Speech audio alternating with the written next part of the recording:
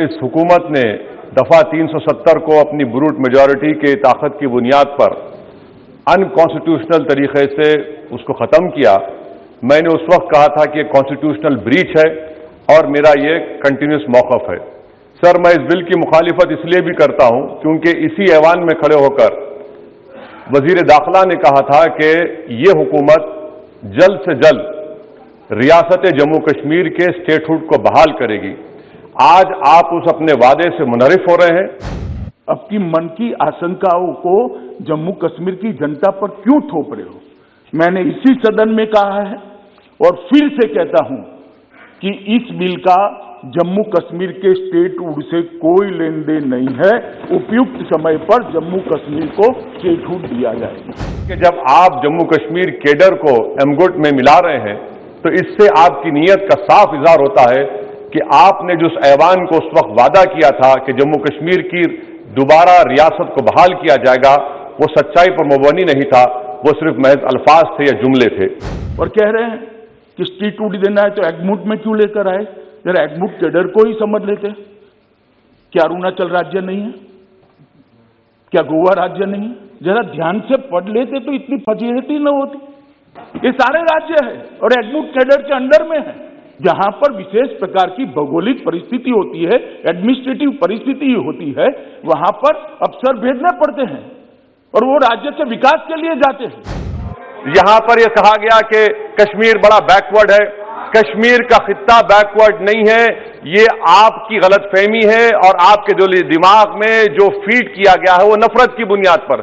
सच्चाई यह है कि इस खित्ते में गुर्बत की सतह से नीचे का तनासुब 10.31 है और पूरे भारत में 21.92 है।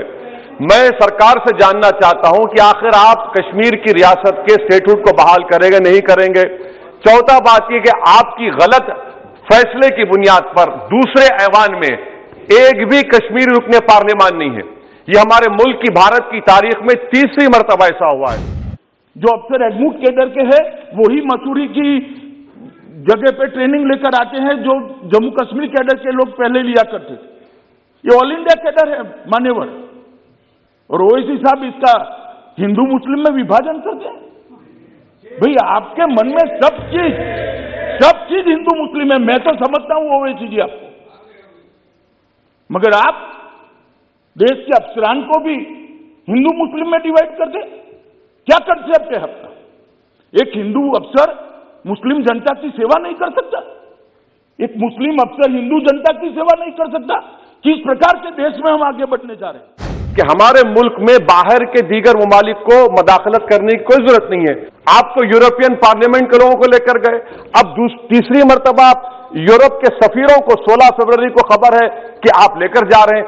आखिर ये एफडीआई नहीं है, क्यों यूरोप के लोग कश्मीर जाएंगे? आप एक ऑल पार्टी मीटिंग लेकर जाइए ना डेलीगेशन को। इस तरह से तो मान्यवर कश्मीर के अंदर शांति नहीं होगी, ज्यादा चिंता होगी, ज्यादा उचाट होगी, संशय बढ़ेंगे। मेरा सभी से निवेदन है कि इस तरह से नहीं करना चाहिए। मैं वजीर दाखिला से पूछना चाहता हूं सर, आखिर कितने बच्चे पीएसए के तहत जेल में हैं? आप उनको कब छोड़ेंगे? और ये 2G से 4G करके आपने एहसान नहीं किया, अमेरिका के दबाव में आपने किया। ब्रैड शेरमन से भारत के सफीर ने मिला, अमेरिका ने स्टेटमेंट दिया और आपने 2 दिन में 4G को बहाल कर दिया। आप इस मसले को इंटरनेशनलाइज कर रहे हैं, ये गलत है और इससे कश्मीरी अवाम का डिसएम्पावरमेंट होगा, एलिनेशन बढ़ेगा। जिसका वो समर्थन करते थे वो यूपीए की सरकार चली गई है। ये नरेंद्र मोदी की भारतीय जनता पार्टी की सरकार है। इस देश के फैसले ये देश करता है, इस देश के फैसले इस देश की संसद करती है। कोई हम पर दबाव नहीं कर सकता और हमने उसको इसलिए रिस्ट्रिक्ट किया था मान्यवर कि कुछ संभलने के लिए समय चाहिए।